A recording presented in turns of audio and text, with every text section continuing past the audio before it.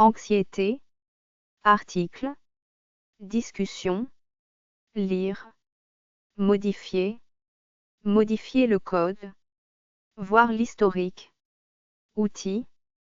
Page d'aide sur l'homonymie. Pour les articles homonymes, voir inquiétude, homonymie. Anxiété. Classification et ressources externes.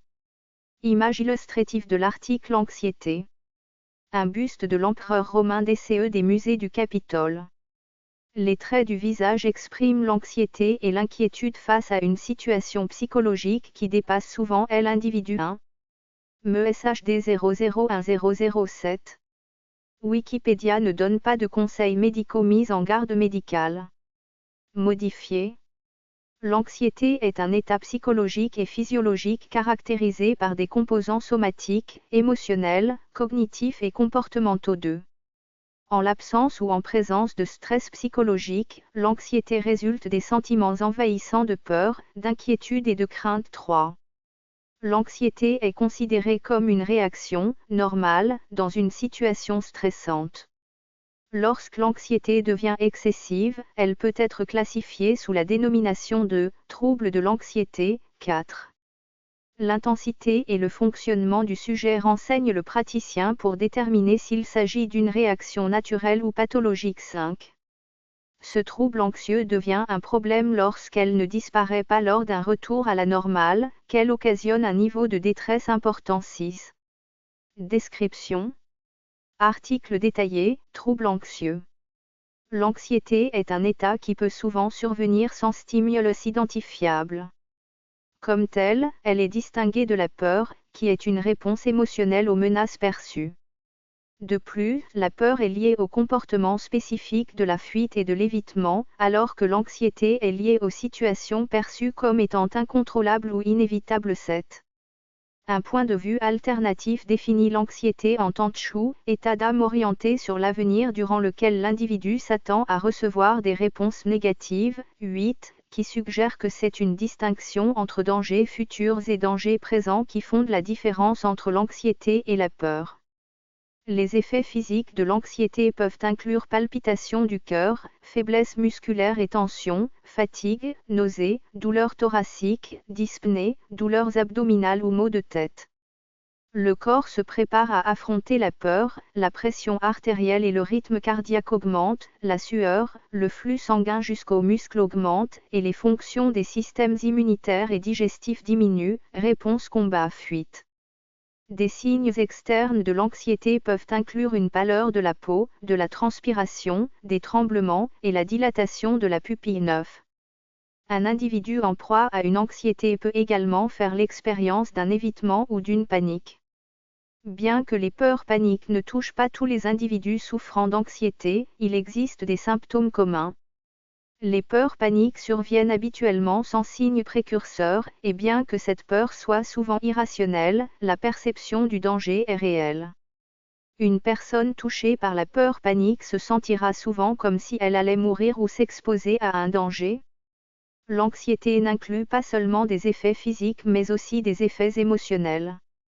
Ceci inclut des sentiments d'appréhension ou de menace, des troubles de la concentration, de la tension et nervosité, une anticipation au pire, une irritabilité, une agitation, observer et attendre, des signes et actions de danger et un sentiment de malaise, 10 aussi bien que des cauchemars / mauvais rêves, obsessions des sensations, sentiments de déjà-vu et un sentiment et perception que tout fait peur, 9,11.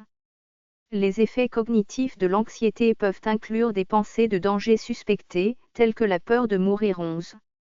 Le comportement peut être affecté sous la forme d'un retrait des situations auxquelles les effets désagréables de l'anxiété ont été ressentis dans le passé. 12. Cela peut également affecter le sommeil et avoir d'autres effets physiques, tels que les rungements d'ongles et autres effets moteurs. 12. Épidémiologie. Les troubles anxieux sont très fréquents. Selon le DSM-4, Manuel diagnostique et statistique des troubles mentaux, les troubles anxieux concernent près de 30% de la population américaine et leur âge médian d'apparition est de 11 ans. 13. Selon le rapport de l'HAS de 2007, les troubles anxieux ont une prévalence sur 12 mois d'environ 15% et une prévalence vie entière d'environ de 21% chez les 18 à 65 ans dans la population générale 14. Les troubles anxieux comportent un risque majoré de dépression 15. Ils sont également associés à certaines conduites pouvant générer des problèmes de santé, tels que le tabagisme, l'alcoolisme ou la sédentarité 16.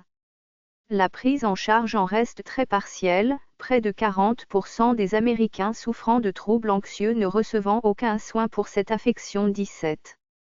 Type. Anxiété de séparation. Cette anxiété est décrite chez l'enfant, chez lequel elle peut provoquer des troubles importants. Angoisse existentielle. Des théoriciens tels Paul Tillich et des psychanalystes comme Sigmund Freud ont décrit ce genre d'anxiété comme le traumatisme du non-être. L'être humain arrive à un moment dans sa vie où il se rend compte qu'il existe la possibilité de cesser d'exister, mourir. Il développe ensuite de l'anxiété envers la réalité et l'existence.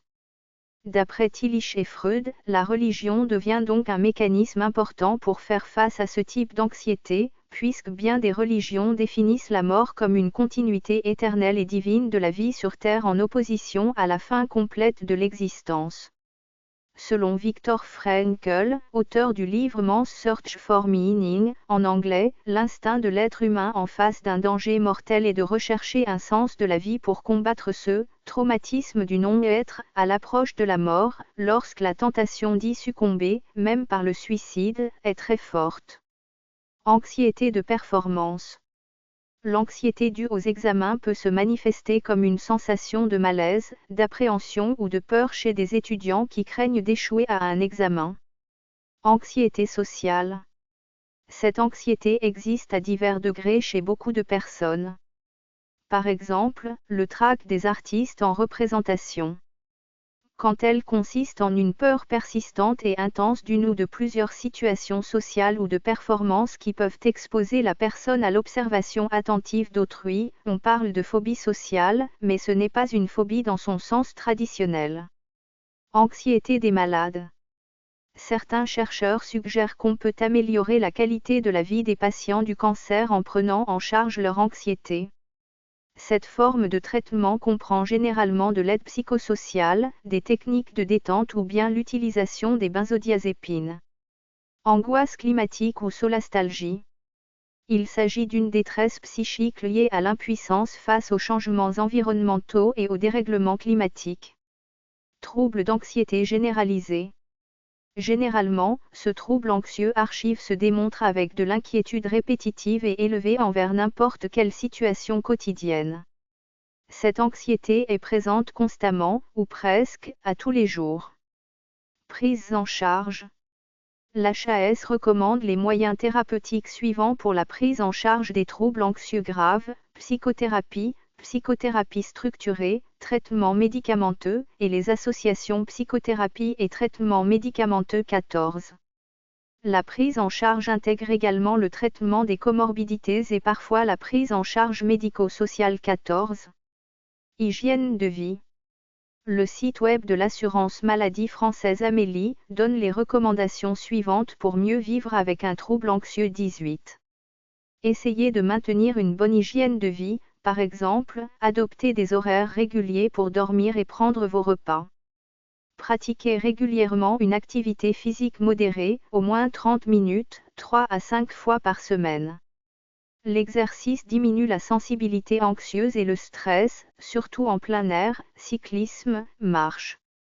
Pour mieux vous détendre, apprenez également des techniques de relaxation et de respiration et pratiquez-les seuls, ou en groupe, exemple, yoga, Taiki Chuan, Qigong. Adoptez une alimentation équilibrée, en privilégiant les fruits et les légumes frais, les poissons et les huiles végétales.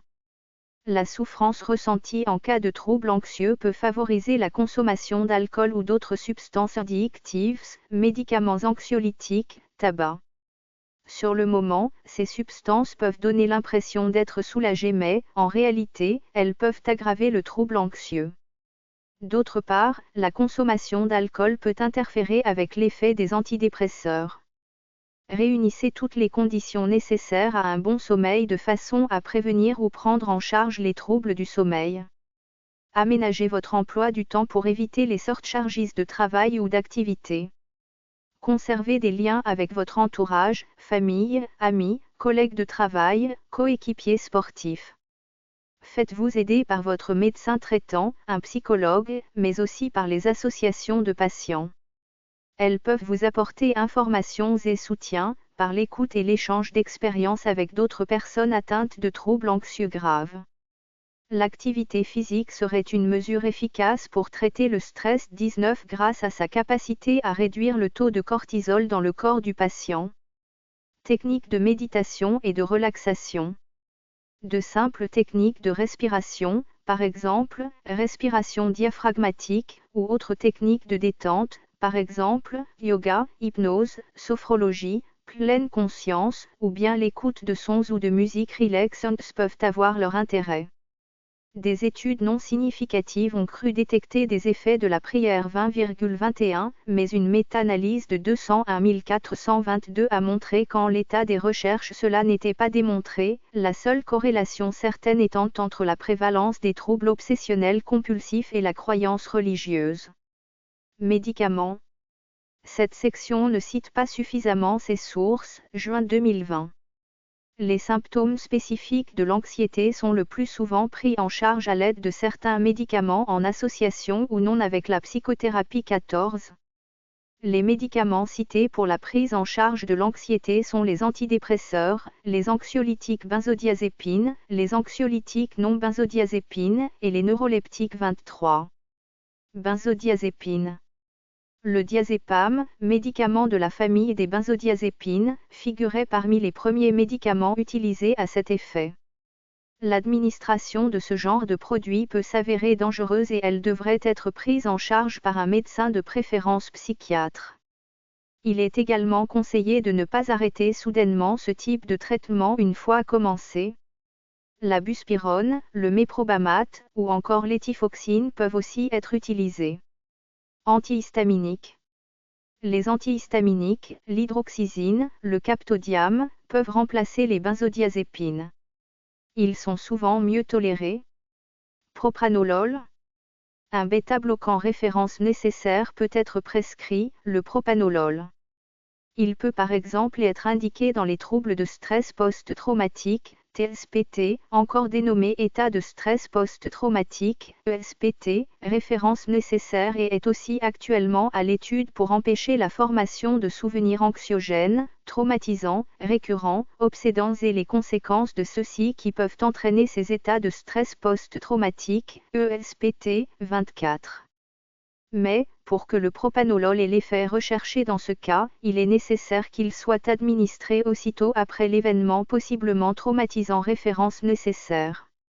Alternative médicamenteuse.